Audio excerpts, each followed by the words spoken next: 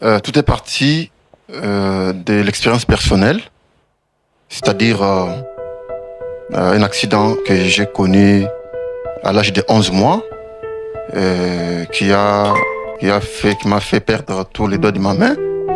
Et à l'âge de 5 ans, mon père est décédé et tout a basculé, tout est devenu flou.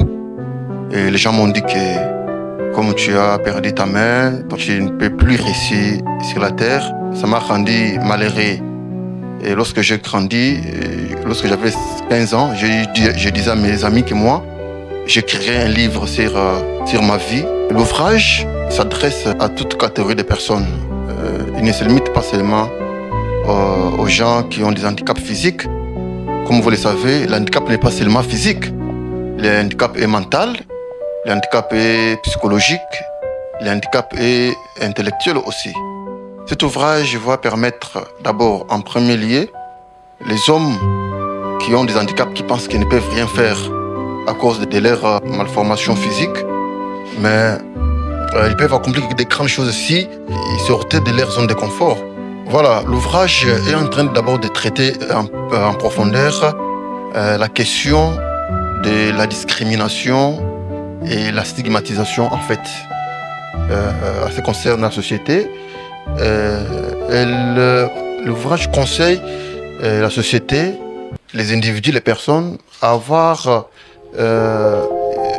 une perception sur les handicaps, parce que les gens pensent que quand quelqu'un connaît un accident, d'office il devient inutile. Ce n'est pas d'abord l'handicap qui fait l'homme, c'est d'abord sa tête, la personne d'abord créée, l'image de Dieu qui fait l'homme. Les gens qui sont sur la rue en train de commander, c'est leur image qu'ils ont incarnée dans leur tête.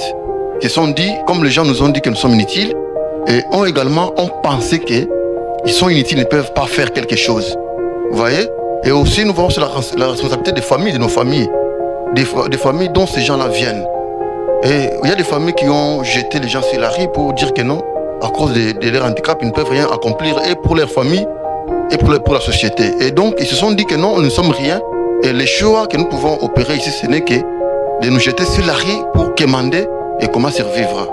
Le message que je voudrais lancer à toutes ces personnes, l'ouvrage ne concerne pas seulement les personnes qui ont des handicaps, ça concerne tout le monde, mais particulièrement pour les gens qui vivent un handicap, qui ont un handicap.